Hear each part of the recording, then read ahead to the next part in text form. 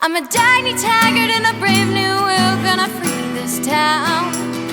If you didn't know about me already, well, you know it now. Hey guys, I'm Objectivist Girl if you haven't met me already. And that was my song Shrug that you just heard. Hopefully that'll be an Atlas Shrugged part through the movie.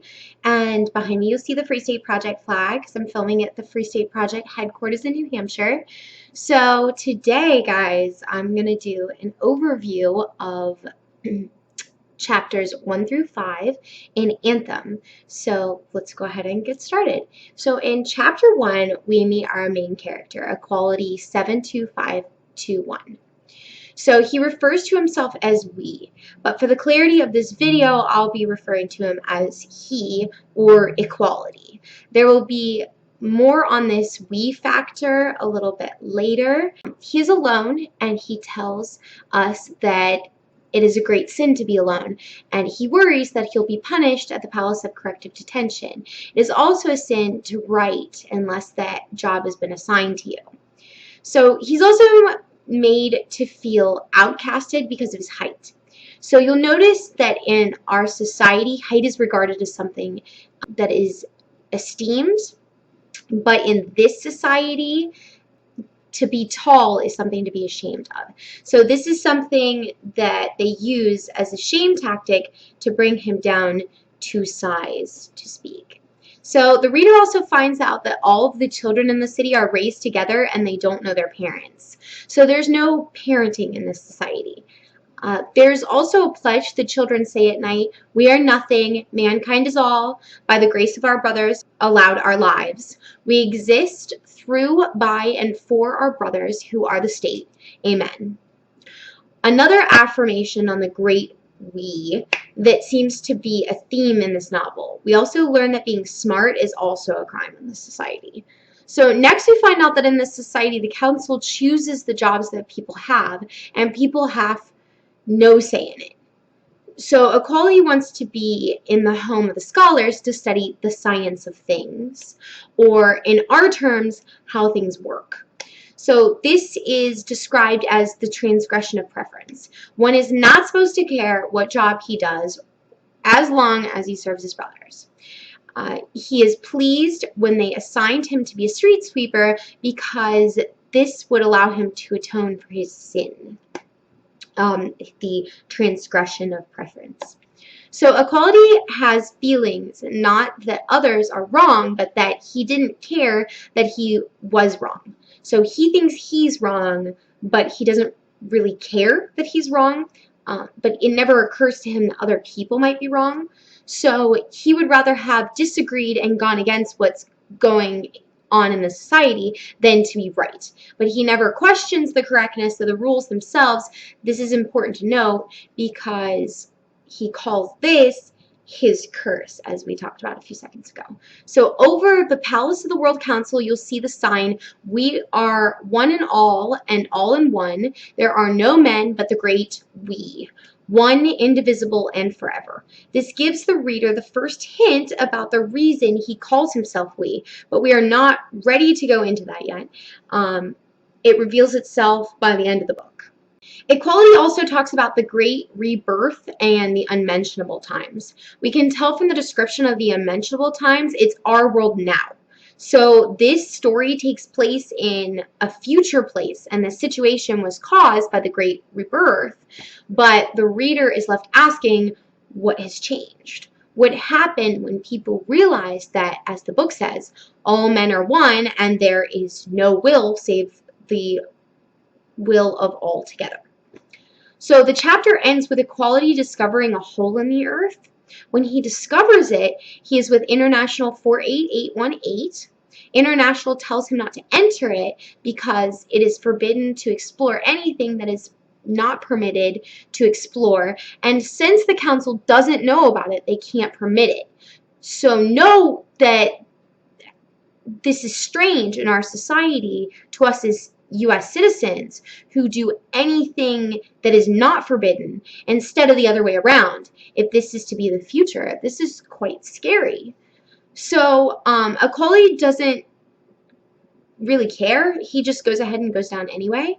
Inside, he finds train tracks. However, he doesn't have a candle with him, the latest invention found 100 years ago. It seems they've lost the light bulb somehow, which is interesting because I actually posted an article about that earlier.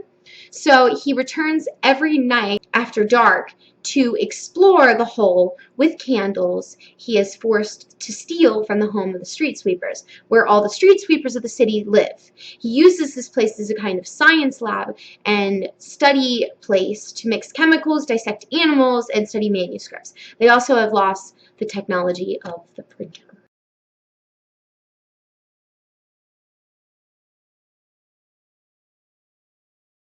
In Chapter 2, Equality meets Liberty 53000, whom he falls in love with at first sight.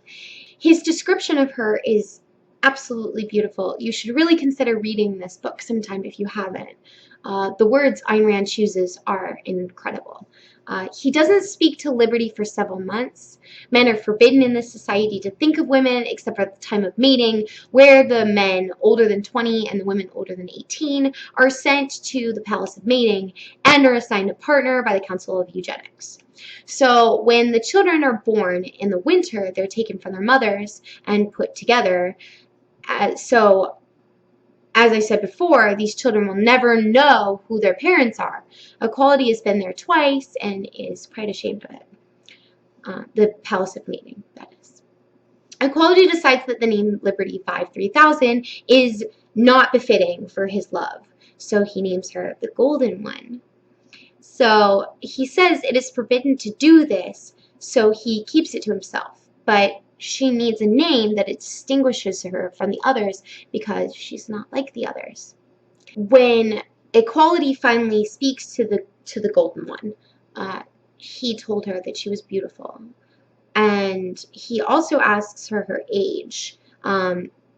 She tells him that she's 17, and this is very relieving to Equality because he was concerned about the Palace of Mating, and since she's 17, she hasn't been, and he makes a silent oath to himself that he's not going to allow her to go there ever.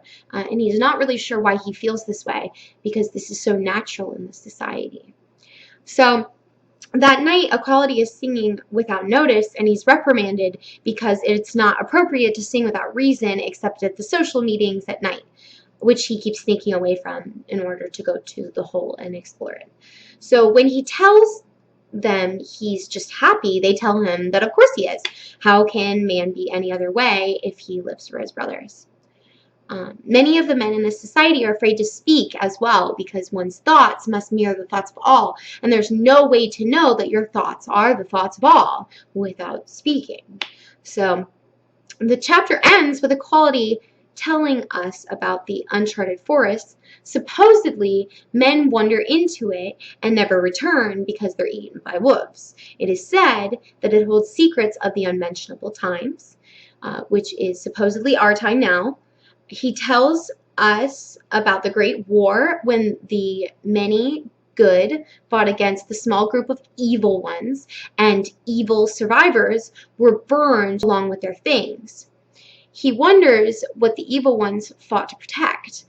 What is the word that feels like it's missing? Sometimes men run across it in old manuscripts, and when they speak it, they're put to death. There's no crime on earth punishable by death, except for uttering the unspeakable word, which we will find out about eventually. Equality actually recalls one of these situations. It says, "But we had never seen a saint, nor what the likeness of a saint should be." Again, he's referring to himself as we. What a saint should be. "And we thought then, standing in the square, watching the transgressor be burned in the pyre, that the likeness of a saint was the face we saw before us in the flames, the face of the transgressor of the unspeakable word. As the flames rose, a thing happened which no eye saw but ours, else we would not be living today. The transgressor had chosen us from the crowd, and were looking straight upon us. There was only pride in their eyes, a pride holier than is fit for human pride to be." And this is how the chapter ends.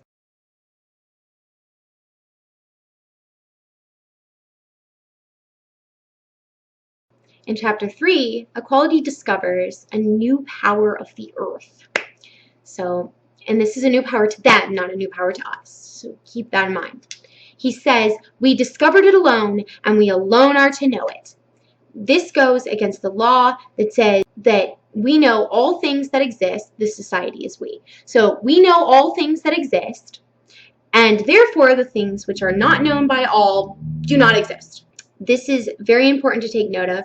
This is what we will be talking about for the next month in our discussion of epistemology. So remember, we all know the things which exist, and therefore the things which are not known by all do not exist. And we're going to discuss the validity of this argument. So Equalius discovered copper and what it's capable of. He thought that the men of the unmentionable times probably knew the power of copper as well.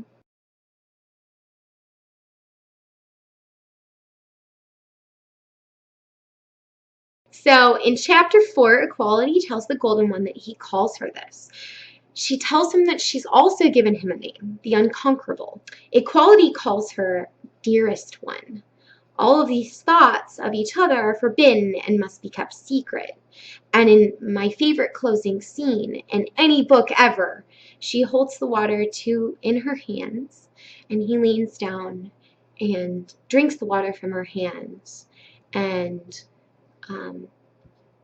he waits there after the water is gone and kisses her hands, but they don't know what kissing is, so he's confused by the joy that this action brings him, and so is the Golden One, because it brings her a lot of joy as well, and she's very confused by that.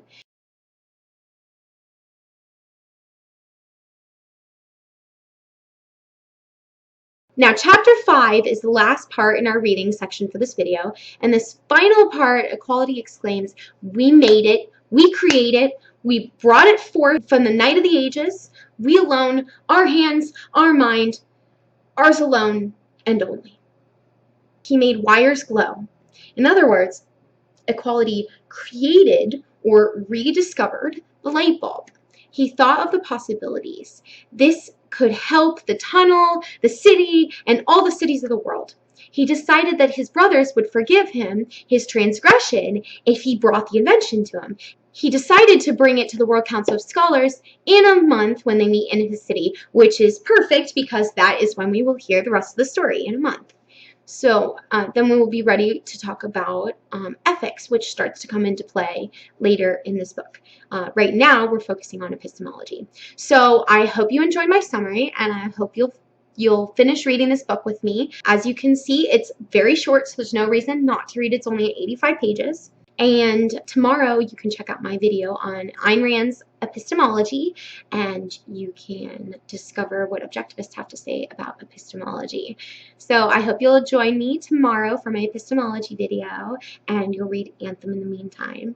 So remember, guys, knowledge is not for all men, but for those who seek it. So keep seeking.